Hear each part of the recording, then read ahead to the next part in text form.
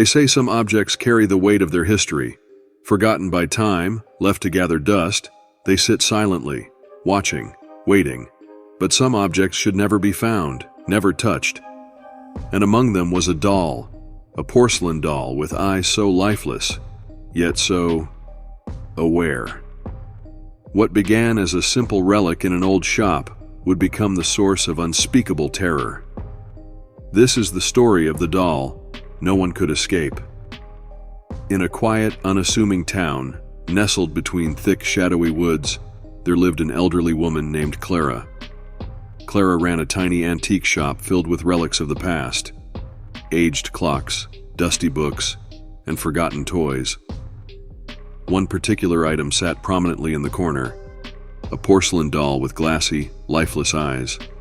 Its hair, once golden, had faded to an ashen yellow.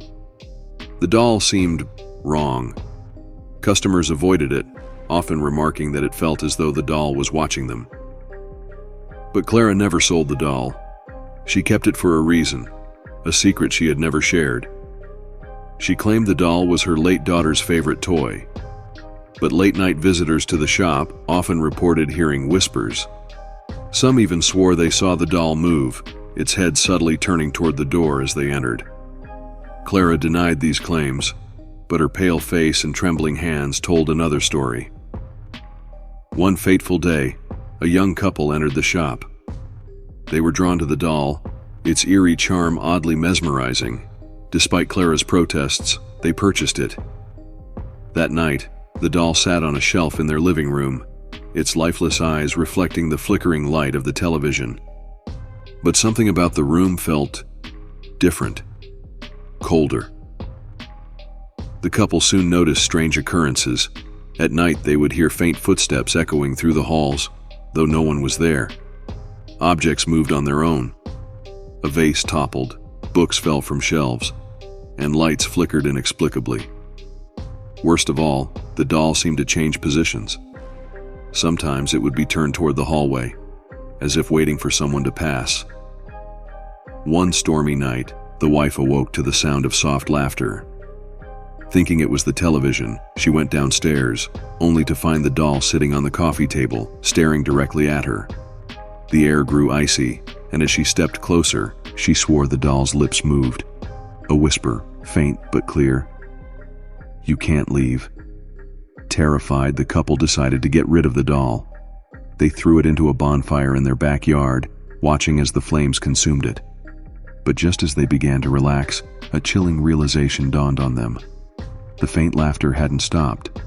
Turning back toward the house, they froze. The doll was sitting on the windowsill, unharmed.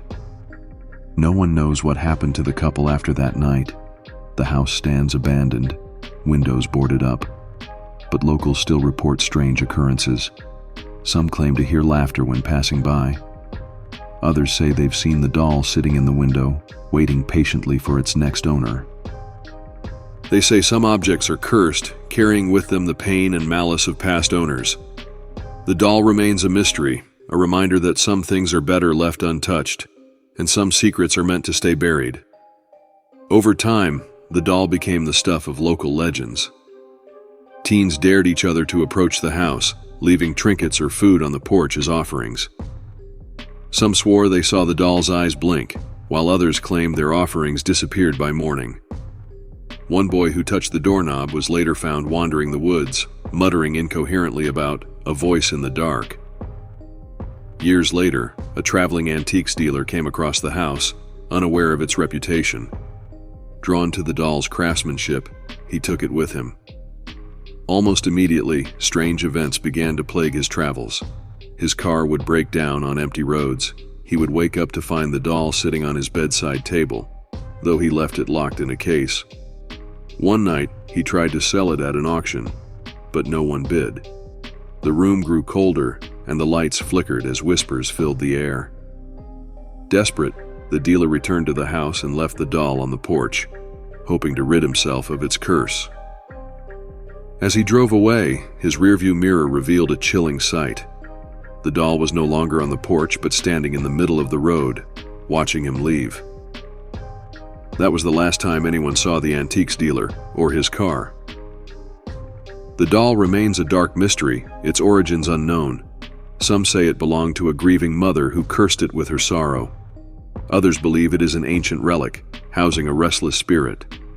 But one thing is certain, anyone who encounters it is marked, and the doll is still out there, waiting.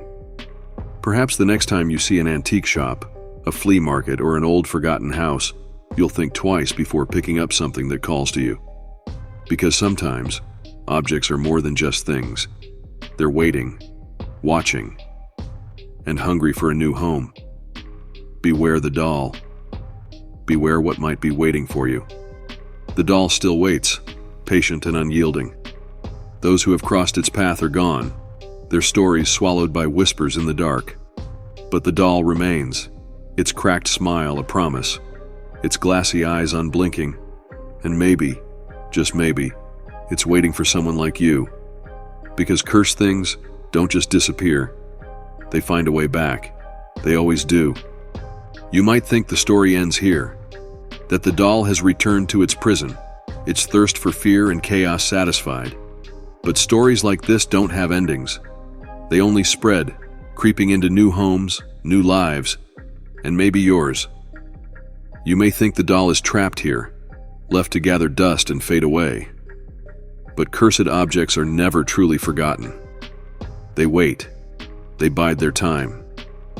Because the moment you think you're safe, the moment you think it's over, that's when they find you. Months passed after the doll returned to the abandoned house, but cursed things have a way of being found. A family, eager to start fresh, bought the old property, drawn to its low price. They had no idea of the terror that lay waiting for them. Their young daughter, Sophie, was the first to notice the doll, hidden in the attic, her tiny hands brushing off decades of dust.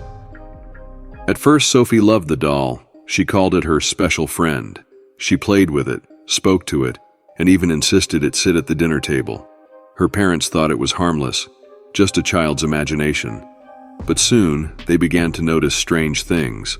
Sophie talked to the doll even when she was alone.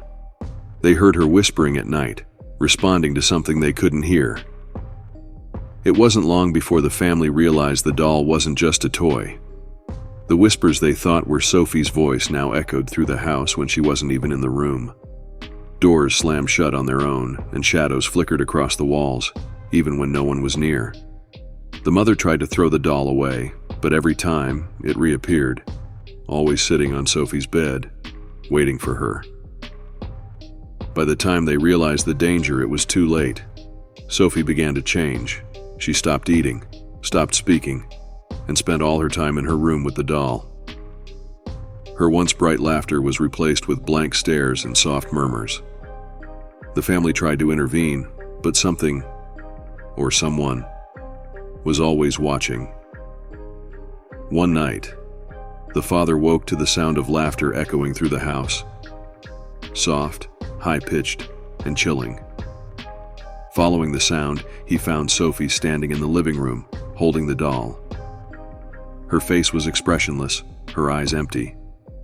When he tried to take the doll from her, she screamed, an unearthly, piercing sound that shook the walls.